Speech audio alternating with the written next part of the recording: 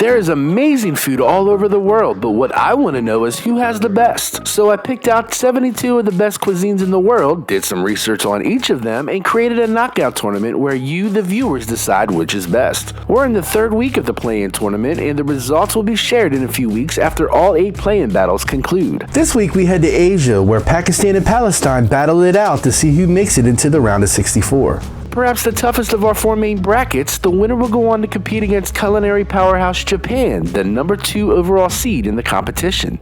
In a meeting we're calling the flavors of the Crescent Cookoff, very different cuisines are on display. While both have an Islamic background, Palestine infuses Middle Eastern flavors while Pakistan brings a South Asian taste. Let's take a look at Pakistan's cuisine to see what makes it special.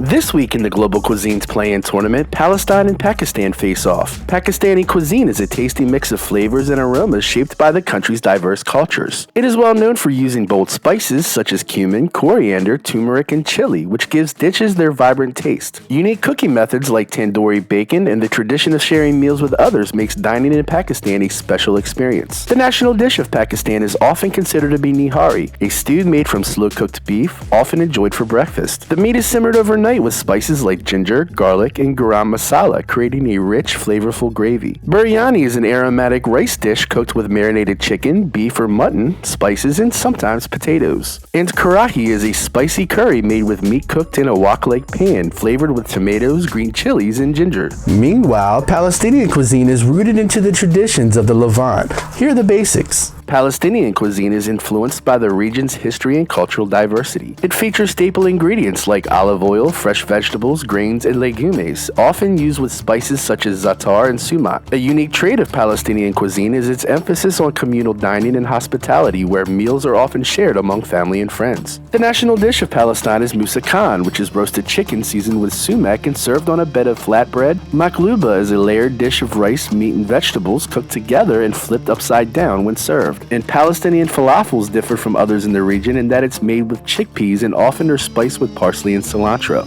It's up to you. Cast your vote to see who moves on to face Japan, the number 2 overall seed, in the next round. It's up to you. Cast your votes to see who loses to Japan.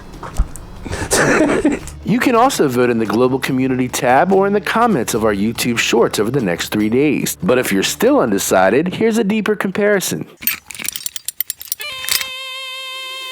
Pakistan is the higher overall seed at number 57, while Palestine is not too far behind as the number 63 seed according to Taste Atlas. Pakistani food is influenced by the Mughal Empire. The Mughals introduced dishes such as biryanis, kebabs, and kormas. Many of the spices, nuts, dried fruits, and yogurt-based sauces come from the Mughals. Of course, Pakistani food is very similar to Indian food, even though the two countries don't really get along.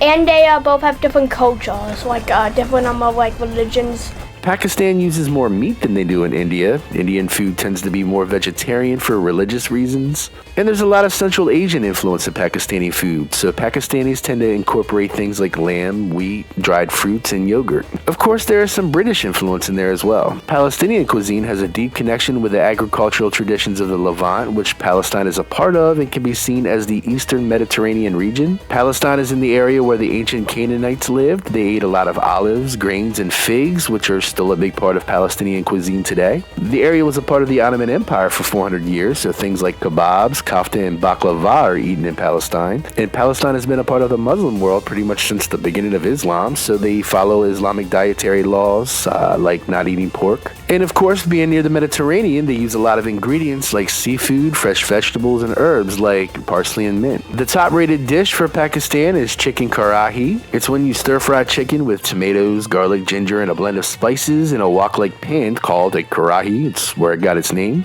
The Palestinians' top-rated dish is moussakhan, which is roasted chicken seasoned with sumac, onions, and pine nuts. Neither of the countries have gained the best food by category, at least in the top 5, though there's several that are pretty close. Pakistan is home to one of the most iconic restaurants in the world, which is number 88, ranked by Taste Atlas. It's called Zahid Nahari. They're famous for their nahari.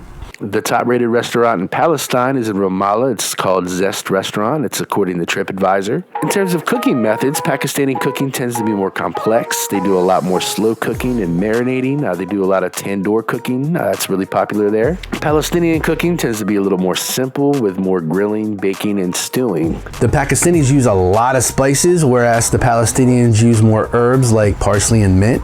That's it, I'm voting Palestine. For dessert, Pakistanis use pastries and syrup. They have a popular one called kunafa, whereas the Palestinian desserts tend to be more milk and dairy based. Both Pakistan and Palestine have a lot of regional variations. There's about 240 million people living in Pakistan, so of course there's going to be a lot of regional differences. The Punjab region uses a lot of butter and ghee. The Sindhi region has really bold flavors with a lot of using of the red chili peppers. In the Khyber and tribal regions near Afghanistan, they use a lot of influence from Afghan and Central Asian traditions. Palestine is tiny, especially compared to Pakistan, but they're not connected, so Gaza and the West Bank do have some differences. The Gaza Strip is separated from the West Bank, and of course the situation is really dire there, so I don't know for sure how the food scene is right now. But historically, there's a heavy use of seafood in the Gazan diet with a lot of spice and Egyptian connections. You'll see more of the meals mentioned earlier in the video in the West Bank, the moussakans and the maklubas of the world. So now that you've looked at both cuisines, who moves on? It's up to you. Be sure to vote in the comments, the community tab, or on the YouTube shorts. Voting will continue for the next couple weeks until all the playing competitions have been shared. In the meantime, I've already highlighted a number of the other countries and territories that are in the competition, including Palestine. Check them out when you get a chance. Until next time, thank you for taking the time out of your day to learn more about our global community. And thank you for watching. Please like and subscribe or else. Oh.